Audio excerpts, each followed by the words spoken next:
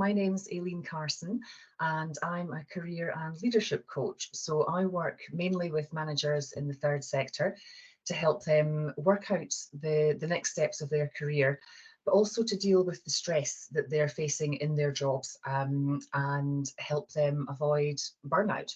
So that's what I do in a nutshell. What about you, Svenja? Yeah, hi, I'm Svenja Keller. I'm a financial and life coach. So I help people take control of their finances and I help people to plan their lives. And often it is also about bringing meaning to their money and their lives and combining the two together. Yeah, so two very different types of coaching. Yep. Okay. Yeah, very true. But I always think there is an essence of coaching. So I think coaching in its essence is about helping people find their own answers and helping them to make deliberate choices for themselves.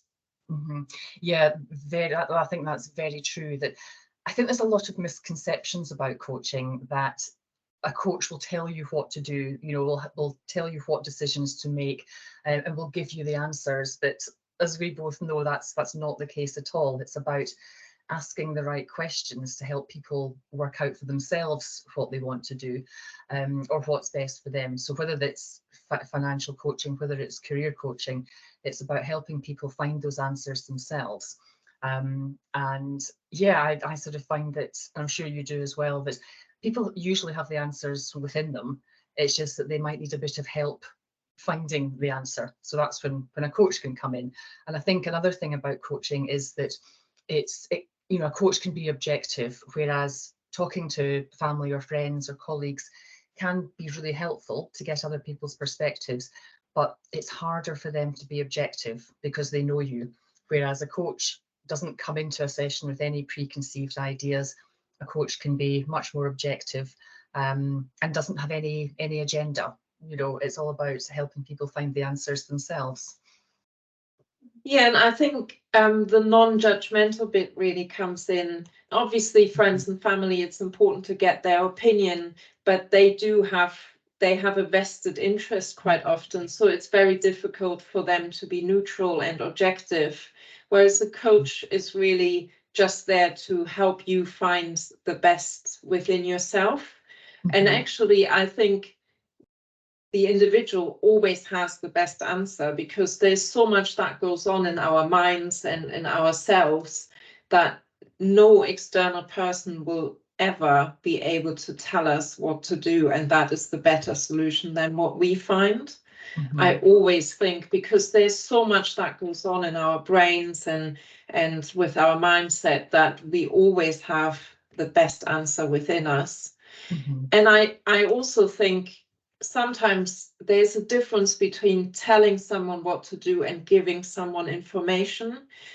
I don't know how it works for you in career coaching, but with financial coaching, I have a lot of information that I can display to people, but it doesn't come with any judgment or with any direction as to what to do with that information. It just displaying it to them. So this is what your finances look like. This is what you can do in option 1, option 2, option 3. If you chose to do this, this was what happened. So it's showing people all the different scenarios and then letting them make informed decisions, but they still make the decision. Is that the same in career coaching? There are certain similarities there, and yes, it's about giving people, or it's about exploring different options with people. So you're not, in the situation, the scenario that you mentioned, you're not advising people on what option to take. You're giving them the information and exploring the options with them. And there are similarities in career coaching. Sometimes I'll have people who are just desperate to get away from the job they're currently doing because they're in a terrible environment, or they're not getting on with their manager, all sorts of reasons. So they want to get away quickly and find something else.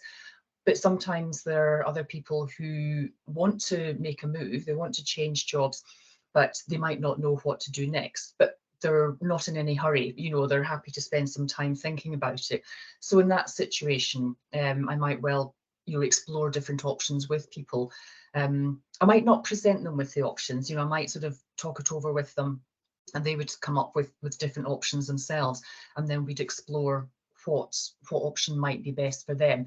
But it's a bit similar to the scenario you just gave, whereas I won't tell people what to do, because clients know themselves far better than we ever do. So I wouldn't say to somebody, I think you should go for option A, because I could be completely wrong. So it's about looking at what the options are and exploring what might be best for somebody at that particular time in their life. Mm. And I think coaches also give people that time, that space and time. So you've committed to a session where it's all about your one decision that you want to make.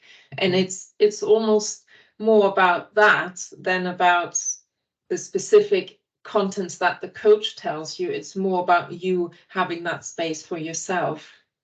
Yeah, I think that's a really sort of important point, because we're so busy very often in our lives that we don't often make the time for ourselves. How often does anybody sort of sit down and think, right, okay, I'm going to spend the next couple of hours reflecting on what I think I need to do. But actually having that time, that sort of safe space and a non-judgmental space with somebody, I think is a really important thing. And I know that so many of my clients have said that they hadn't fully appreciated quite what a powerful thing that was, just putting aside an hour, whether that's an hour every sort of 3 to 4 weeks, that they're focusing completely on themselves, their own lives, their career, and just having the space to do that, because we all have good intentions. We all sort of think, right, I must just sit down and do this, but then life gets in the way, things happen, we just don't have the time. So I think just having that uninterrupted time in a safe space with somebody who is not judging can be so important, and can really help people untangle their thoughts and think about what it is they really want to do, so they can walk away with a much clearer idea of where they're going than they might have done if they had sort of sat down and had lots of interruptions or distractions. So yeah, I think just putting that time aside is really important, and it's something that we often don't do. Yeah, and that's why I'm also trained what is called a time to think coach, where it is really about giving people that space to think for themselves. And I see how powerful that can be, just giving people that time where they won't be interrupted and they can just think out loud for themselves.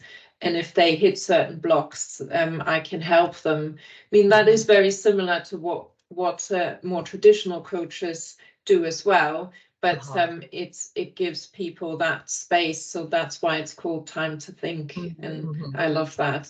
Yes, absolutely. And it is that time to think, isn't it? Because as I was just saying a moment ago, very often we feel as though we don't have the time to think. We might well do, but very often when we're rushing around doing one thing and juggling lots of different responsibilities and priorities, it can feel very difficult to find that time to think. But I think that unless you do that, unless you put that time aside, it can be difficult to find a way forward at times. Yeah, and maybe that is also a good point to talk about our own journeys with coaching, because I certainly have benefited from coaching myself, and that is very much part of my journey and my decision of becoming a coach, is because it has helped me in the past. Where did you come across coaching for the first time, and has it helped you? It definitely has helped me, and I suppose my story is slightly different in that I knew very little about coaching before I actually signed up for my coach training. So most people have at least experienced it or have a better idea. But when I look back, I think some of the jobs that I have done led to me becoming a coach, although I didn't know it at the time, because many years ago I was a mental health support worker. So the sessions I had with clients, they weren't coaching, but there was an element of coaching in there, although I didn't know it at that time. So when I started my coach training, I realized that I already had a lot of the skills that I needed to become a coach. I just hadn't realized that at the time. But I first became interested in coaching a few years ago when I was made redundant. And I did what many people do when they find out they're losing their job, sort of thinking, what next? What am I going to do next? And initially I thought, well, I need to find a job. but I also knew that I was looking for something a bit different as well. I didn't know what. And it was actually my manager at the time who suggested coaching. And she said, well, I think you'd be a great coach. And I started looking into it. And then very quickly, it all just happened. I spoke to one or two people who, some were coaches, some were worked in HR and used coaches within their organizations. And very quickly, I found a training course that looked great, signed up for it. And the next thing was I'd qualified as a coach. And then I thought, right, what now? So I'm not sure whether you did the same, but I sort of ran my coaching practice alongside my job for quite a while. And I hadn't planned on becoming self-employed. That was never part of my plan. I wasn't really interested in running my own business. But after a while, I realized that I was enjoying coaching far more than I was enjoying my job. So I thought, right, I need to make a decision. So just over a year ago, took the leap, and it was a massive leap of faith, and left my job and started coaching full time. So yes, it's very much a journey, but yes, very glad I made the leap. So yes, in some ways it feels as though it was a bit unexpected, but in some ways, when I look back for the last 15, 20 years, I can see that there were a lot of things that actually led to me becoming a coach and led to this point in my life, although I didn't know it at the time. So was it a similar story for you? And it was slightly different. And by the way, I love your story. That it's so beautiful that you in a way it was always meant to be for you. That is really nice. I actually had coaching quite a few years ago, many years ago now, when I wanted to move out of investment banking into something different, and it was career coaching. But I think back then I thought it was more about going through kind of exercises and doing things. That's what I understood coaching to be. I think the real realization what coaching is came when I did my coaching certificate, which I really did to help my team that I was managing at the time, and I wanted to become a better leader.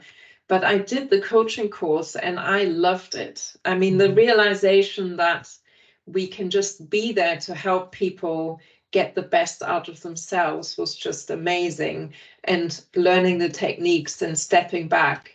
And having always worked as a financial advisor, I was used to telling people what to do. But that was just such a different experience, which I really loved. And then as part of the training, I had coaching and I realized how much I enjoyed it as well, because I'm a really independent person. So to have someone help me think for myself and make my own thinking better, it has been really helpful as well. And then I discovered the time to think, which I first discovered through reading Nancy Klein's book.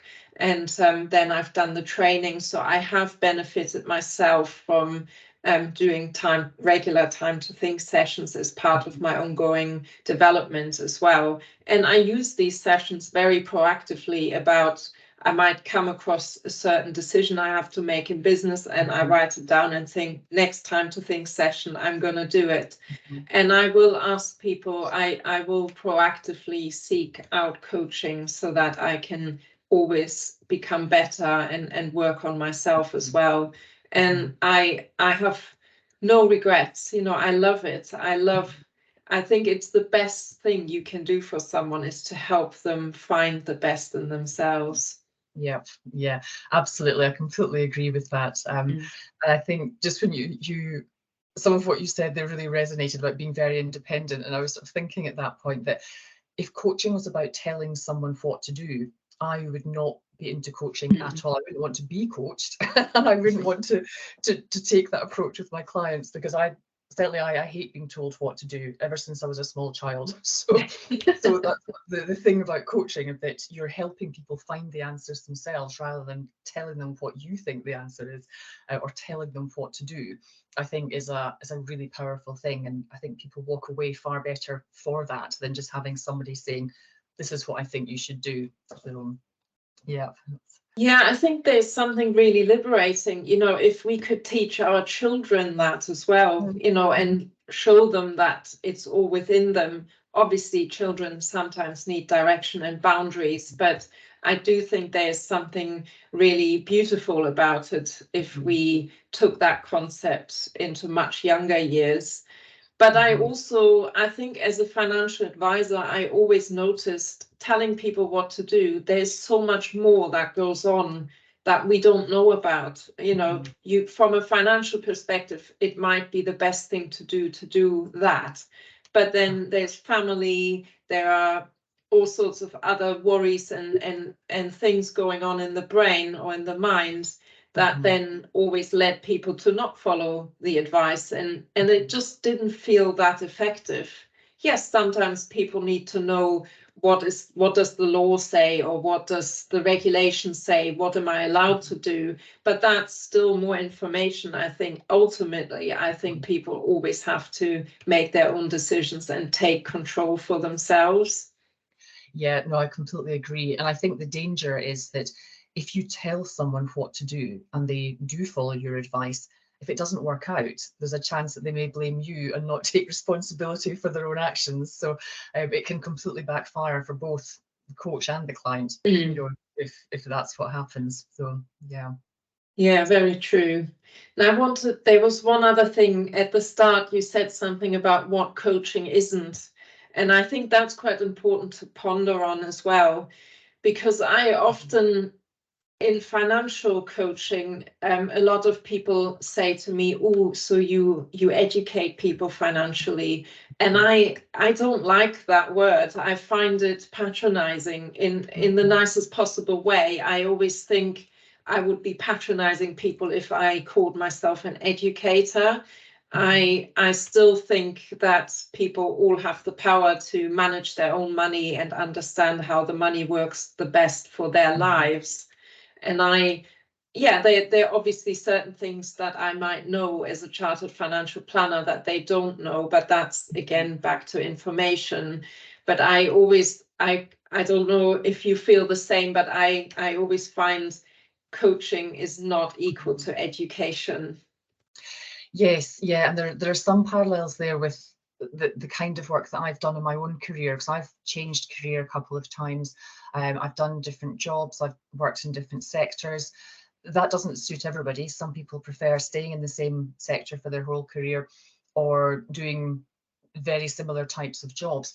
So I do get people coming to me who are not sure where they want to go next. It would be very easy for me to say, right, this is how you go about changing your career, or this is how you go about applying for jobs. These questions often come up in sessions, but just going back to what we were saying earlier, I'm not going to sit here and say, okay, this worked for me, therefore it will work for you, because it probably won't. You know, we're all different.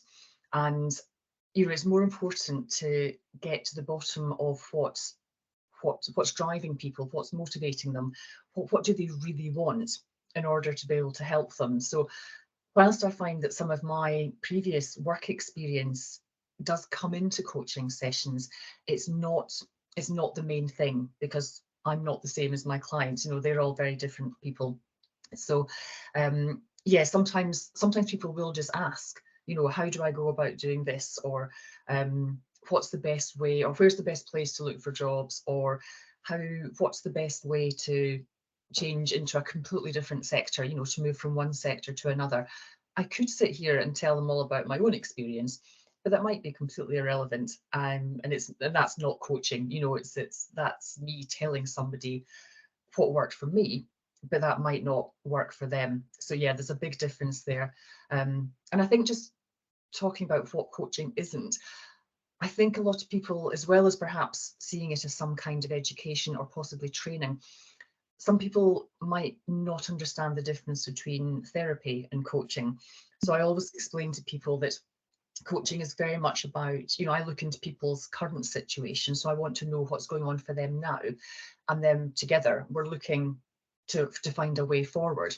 So whereas therapy, not always, but can be about looking at what's happened in the past, coaching is not concerned with the past. It's very much about what's happening now and trying to find a way forward together. I don't know if you find that in your coaching practice. Yeah, I always say I'm not a mental health practitioner, and I'm not trained or equipped to help people in that way. I think it's important to know about it and to know where the boundaries are. And obviously there are overlaps. But again, it's then giving people the choice and pointing it out. So sometimes I might say something like, you know, it doesn't sound like you feel very well at the moment. And, you know, do you feel you are in the right place or in the right frame of mind to talk about the future or the now and plan ahead? Or would you like to take some time out and maybe you need to address your anxiety or feeling very low, and just pointing, because sometimes people feel so frazzled they might not even realize, but Yeah. more than pointing it out is, in my view, not my place. I always leave the choice to the client how they want to proceed and what they want to do. And, you know, obviously what we do can help with well-being as well in general, you know, listening to someone, not judging them, giving them a space, somewhere to think, that can all produce great well-being. But obviously sometimes people are too unwell to think well in that space, and they need someone with professional training to help them. I think that's really important to know. Yeah, absolutely. And it's really important for us as coaches to know where the boundaries are and not get drawn into issues that are not for us, you know, that would need a qualified counsellor or, you know, psychotherapist or somebody like that. So yeah, I mean, I have had people coming to me not quite sure what they need. And when we've talked it over, you know, they're veering much more towards counselling or some kind of therapy. That doesn't mean that people can't have coaching in the future, but it may just mean that they need to work on their mental health first until they're in a better place, and then perhaps look at coaching. So, but yes, I think it's an important distinction, and I think that we need to be very clear in our own minds where the boundaries lie, so that we can then explain that to clients or potential clients. Yeah, very true. I'm now thinking about when you were talking about how you get your clients and how clients come to you. What are the typical scenarios that you help clients with, and how do they find you? People tend to find me mainly through LinkedIn. I do have a website as well, and I also do some associate coaching with an organisation called Genius Within, which is very different from the coaching I do with my private clients. So that's very much about helping neurodivergent people find strategies to help them with any challenges they might be having in the workplace, and also to make the most of their strengths. Because quite often, if people are coming to coaching because they're having difficulties in the workplace, they may well be focusing far more on the challenges and not recognising the strengths that they bring to their job. So that's sort of one side of what I do. In terms of the career coaching, typical scenarios would be somebody wanting to change jobs but not quite sure what they want to do next. So looking at what their passions are, what motivates them, what skills they have, you know, all this kind of thing. Sometimes, as I mentioned earlier, you know, people are in a really awful situation at work and they're just very keen to get out. So they, you know, it might be an incredibly stressful job, or perhaps a really toxic environment, or being exposed to toxic behaviours from colleagues.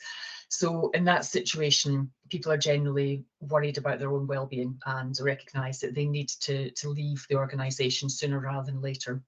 So there is that. Sometimes people just want a complete change, but they have no idea where they want to go. So that might be about looking at their sort of skills and experience. And I think it's important to recognise that it's not just work experience that's important when people are looking to change jobs. It could be voluntary experience. It could be things that they're outside interests that they have, perhaps with friends, or things that they do with their families. There could be all sorts of experience there.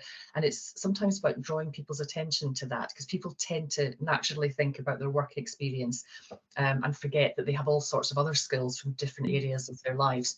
So they're sort of the main things that people come to me with. Sometimes people want to stay with their current organisation, but perhaps not in the same job, and there might be promotions coming up. So they're trying to decide whether or not to go for the promotion, or whether to go and work somewhere else, or whether they're better off staying where they are. So sometimes it can be about helping people find ways of staying with their current employer rather than moving on to a new employer. There might just be some small changes that they might need to make. Sometimes it might be as simple as a conversation with their manager to put some things in place to help them if they're having a few difficulties. So yeah, so there's sort of a few examples of the types of things that often come up in coaching sessions. And one thing that often comes up as well, regardless of why people come to me, very often people sort of find that they lack the confidence to take action. So sometimes people know what they think might be the best course of action, but they need a bit of help in order to find that confidence. So then it might be about looking at the beliefs that people have about themselves, and you know, whether there's any truth in that, whether there's any evidence to support these beliefs. And I think that that's something that comes up in all types of coaching. You know, it's a very, very common thing. So yeah, so sometimes people might come to me because they think they want to change jobs.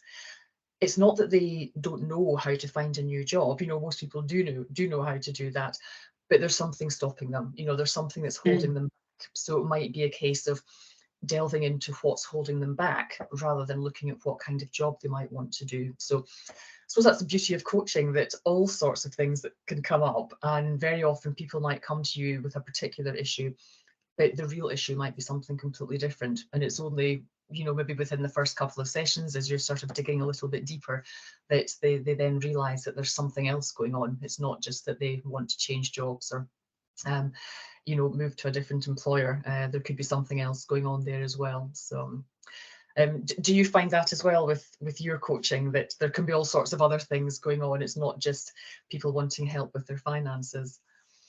Yeah, it's so true. I love how it's all interlinked, because I coach people on money and on life, because I always think these two things are massively connected. Yeah. And sometimes people just come to me for life coaching, and at some point in that conversation, we will get onto the financial situation, undoubtedly. And often it's the other way around. A lot of people know me for my financial knowledge, so they come to me for planning their finances, but the conversation always drifts into life, because money on its own is really boring. And we all know that. So it only becomes more meaningful when you talk about what it can do for your life and how you can plan it around the life that you want. So there's always the connection. And actually, now listening to what you've said, I love how all our coaching is different. We cover different areas, and there are loads of other coaching niches. But actually, there's always a connection. You know, someone that is going through a career change might want to know how that looks financially for them. Someone that is looking at their finances might think, I want to step down and want to think about a different career that gives me more fulfillment. So there's always something that that weaves together or overlaps. And I love that about coaching, because you never really know where the conversation goes. And maybe that's part of what is coaching as well, is that the client actually decides where to take the contents, and that the coach really doesn't get involved in that. They just guide with questions, but the client decides what they want to think about. Yeah, very much so. And it's interesting about the link there with the financial work that you do, because sometimes when people come to me, they're looking at doing a very different kind of job. One of the things that I always discuss with them is the financial reality. You know, if somebody is perhaps changing career and that means taking a pay cut, you know, is that viable? You know, can they do that? You know, and it's not just something that affects them. It might affect, if they have a family, you know, it could affect their partner, their family. So there's a very close link there, although people aren't necessarily coming to me with that at the forefront of their mind. It's very much about the work that they do, but it's their financial situation always comes into it as well, because it's such an important it's such an important thing, isn't it? You know, you have to make sure that you're earning enough money, whatever job you're doing, you need enough money to live or to have the kind of life that you want. So the two, I think, are very, very closely linked.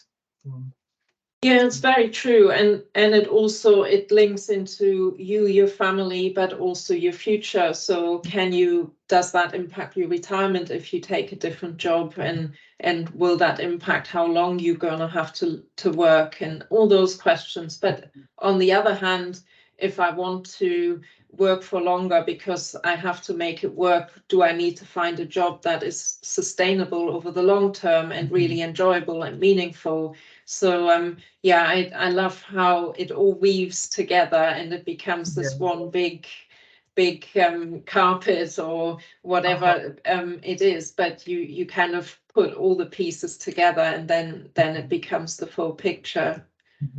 Yeah, yes, definitely. And I think going back to what you were saying about the client sort of deciding on the content of the session. So the coach is there to provide some kind of structure for the session, but not to set the agenda. So the client will always set the agenda, and you know, the coach might ask questions, but there might be an element of challenge involved. I always sort of see it as guiding somebody through a process, because it is a process. So you're sort of guiding somebody through the process, you're supporting them when things get difficult, because coaching isn't a quick fix. You know, it can be a difficult process for people, especially if they realize things that they hadn't realized before.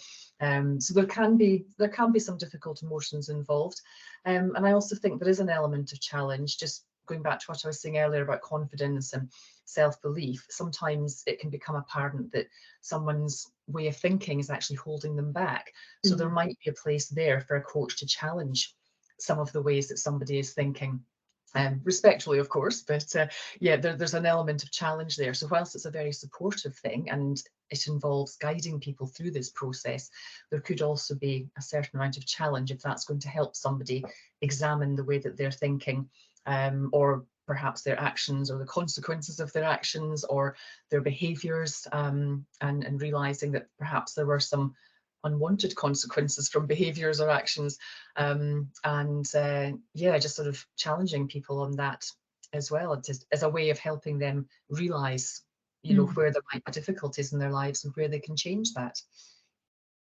Yeah, I was reflecting on what you said earlier. I think actually most people we encounter are going through some kind of change. And Yes. when you said about challenging people, I also think most people that take up coaching are people that want to be in charge and sort things out. So they know they can change, they know they want to, they just need a bit of help with it. But I think there's that taking responsibility. Normally people that take up coaching are people that are open to that, and they have this desire to make a change. Yeah, I think that's very true. That's certainly been my experience as a coach, that whenever I mention to people when I first meet them that, you know, there could be an element of challenge, the majority of people are up for that, you know, and I get a very positive response when I mention that. Yes, and I think that's yes, I think you're right that people very often do want to change, or they know that there's something that they want to change.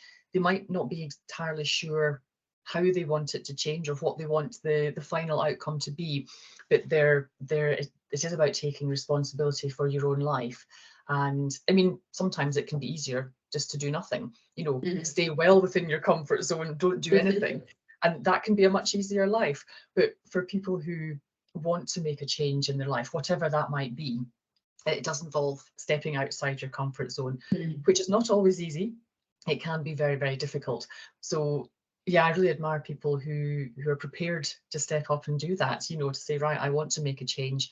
I know it's going to involve stepping outside my comfort zone. It's probably not going to be easy, but I always find that it's worth it in the end. When you know, if you don't step outside your comfort zone, nothing will change.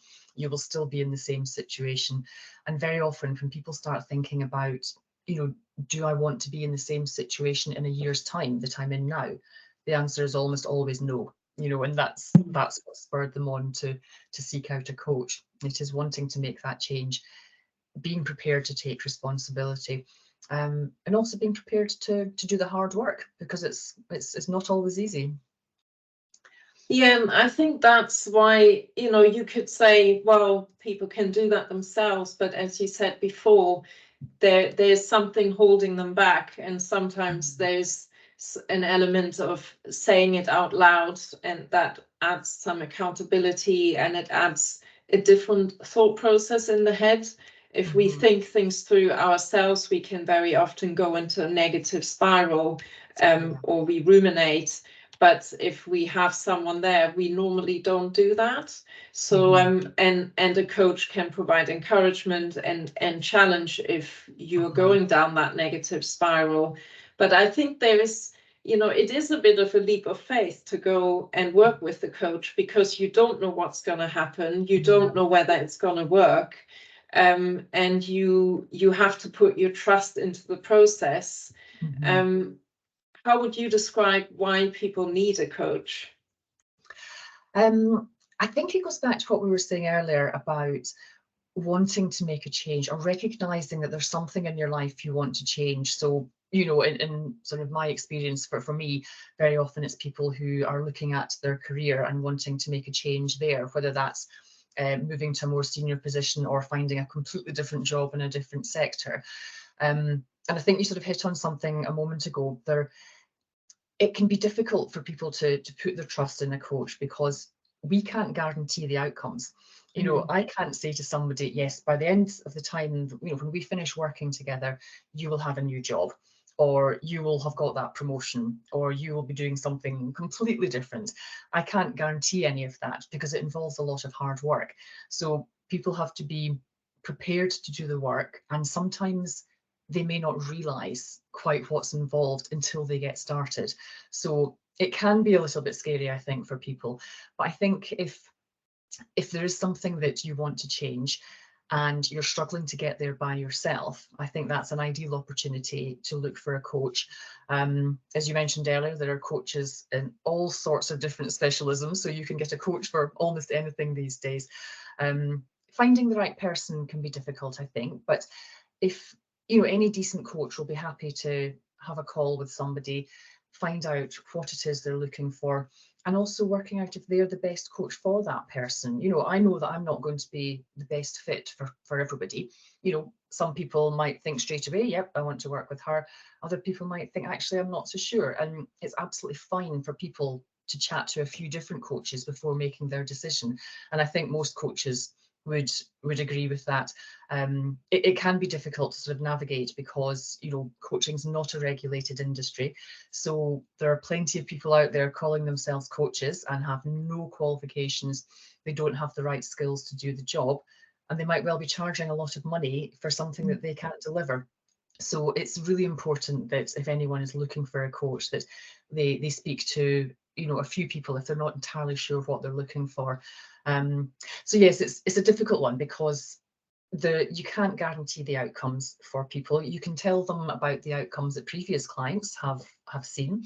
You can tell them what's involved, how you might be able to help them, but ultimately it is up to them to do the work. And as we were saying before, about guiding and supporting somebody through the process. Yeah, I totally agree that it's so important to find the right person. You will talk about quite personal things. The more you open up, the more effective the work will be with the coach as well. And you have to be able to trust that person and be on a similar wavelength, and find that you can work with them and talk to them. So and good coaches, as you say, will understand that. So I would never, if someone says to me, I've decided to go with someone else, I always respect that. And it goes back to, people need to make their own decisions. And if someone has made a decision and politely communicated that to me, I respect that completely. But I think, a coach, yes, they can't guarantee the outcome, but I think I've always witnessed that there's something about the accountability piece as well. If you, even that jump of making the decision to work with someone, does something for you as the client. Mm-hmm. And I think that is kind of that commitment you've made to yourself.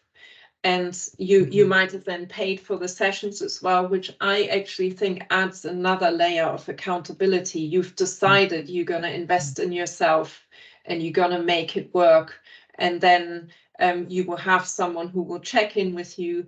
They won't judge you if you haven't done what you said you would do. It's much more about trying to positively help you along. And I think that is not the only thing, but that is something really important of it. I agree also that there are a lot of coaches that call themselves coaches, but I would be very careful with understanding what they do and how they do it, because a lot of coaches might then start to take you through a standardized program or something very standardized, which I, being a very independent person, would not like. But everyone's different, so some people might enjoy that and find that helpful. But I think it's important to have the confidence to ask upfront, you know, what will we do? What will our work be together? And you know, how do you work, and have a conversation with that individual. Yeah, very much so. And I think that's a good point about accountability, because that's something that can really help people stay on track.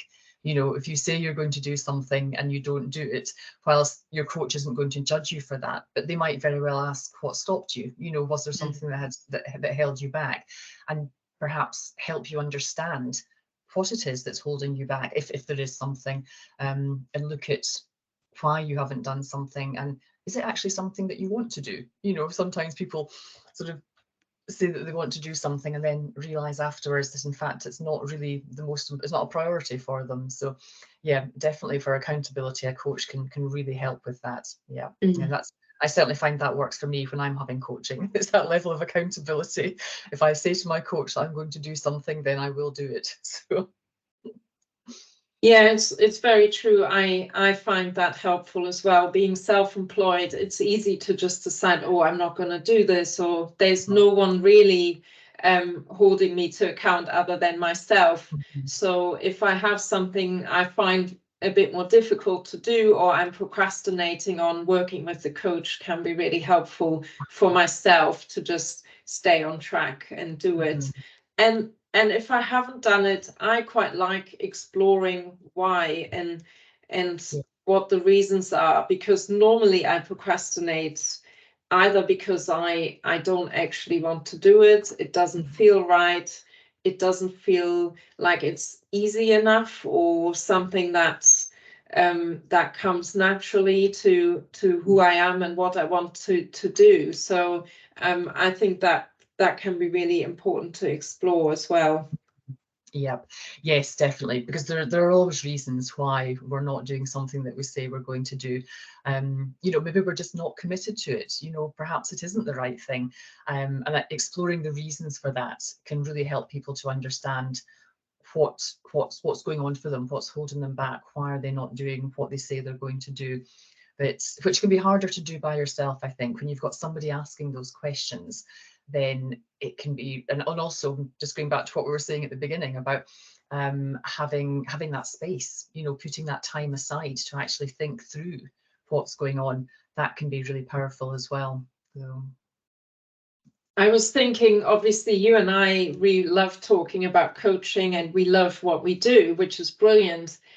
But what would you say? I was thinking for myself, what would I say? What would you say to someone who is totally new to coaching and has now listened maybe to us or seen something? How to go about finding out more, or exploring whether this is for them? What would you say to them? Yeah, that's a good question. If somebody is sort of starting, or they've never had any coaching before, I would say speak to a few different coaches to find out who feels like the best fit. No coach is going to mind that. You know, any sort of good coach is not going to mind you speaking to a few different people. You know, we're used to that, you know. But I think, yes, finding out a bit about the coach, what kind of training they've had, what experience they have, and what their sort of specialisms are, because although in theory, you know, we can coach anybody, we do sort of tend to gravitate towards the areas that fit best with us. So and also as well, just being aware that there are professional bodies, although coaching isn't regulated, there are professional coaching bodies. So, you know, they often have directories as well of coaches. So you can find coaches in lots of different places through social media, and then contacting them to ask for a call through one of the sort of professional bodies. You know, there are lots of coaching directories as well. And I think just doing a bit of homework and finding out a bit about the coach before making a decision. You might meet one coach and think, actually, this is the right person for me, and that's fine. But it might be that you want to speak to a few different people first and just find out a bit more about them and how they think that they can help you. I think it's also useful as well that if you are thinking of finding a coach, having an idea in your mind of what you want to achieve. You might not know exactly how it's going to go, because things very often change as someone goes through the coaching process, but at least having an idea in your mind of what you want from a coach, and also how you want them to support you and to also guide you through the process. So yeah, I think finding out as much as possible about the person that you think you might be choosing is really important. Is there anything that you'd add to that or not agree with? No, it's a very comprehensive list, and I would have said all of the what you've mentioned.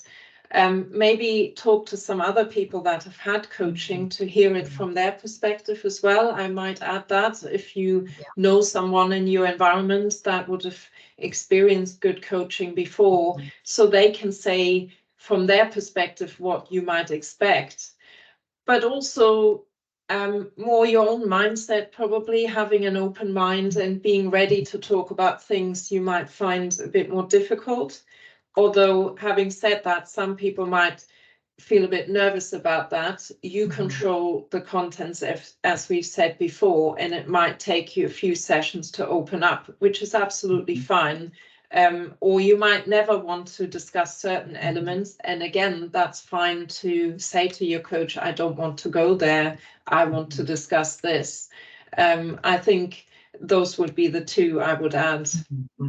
Yeah, I think that's a good point, because getting a recommendation is quite often how people come to coaching in the first place. So yes, if you know somebody who has had a coach before and has had a good experience, then that could be a really good place to start, because it can be a bit of a minefield. You know, there are so many coaches out there. It's like, how do you know which one to choose? But if you do know somebody who's experienced coaching before and has had a good experience and really benefited from it, then that can be a really good place to start. Yeah, maybe a few final thoughts, because you said there's so many coaches. I actually think with all the tech out there, that is kind of our human element to help us. And I think that's why there are so many coaches, because we recognize tech will take over certain parts of our lives more and more, but we still need that human element. And we have it with friends and family, but life is busy as well. And sometimes we just need that space for ourselves. And I honestly believe that's why there's such a demand for coaching at the moment, because people are craving for that space for themselves. And it goes, you know, we all have our emotional intelligence and we want to nurture that. I think that is, in a world where tech is becoming more important, I think this is becoming more important as a counterbalance.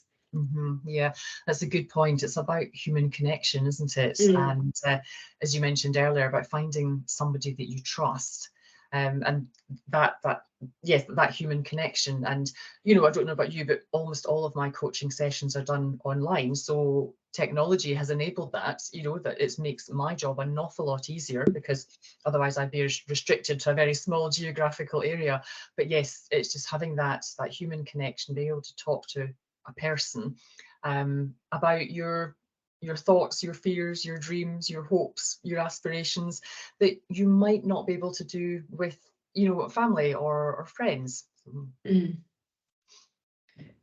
Well, I've thoroughly enjoyed this conversation. I don't know about you, but it was lovely, and I don't know where the hour has gone, but we've covered so much, and it's all about coaching. So brilliant to be able to talk to someone who shares that passion, but equally, I hope it's been helpful for everyone listening as well. Yes, absolutely. No, likewise, I've also enjoyed our conversation, and I think there's something fantastic about being able to talk to somebody who shares similar passion. And although it is interesting, we both do very different types of coaching, but similar things come up, and you know, the process is sort of pretty similar regardless of the type of coaching you're doing. So yes, no, thank you for the conversation, and likewise, I hope that it's useful to anyone who's considering hiring a coach.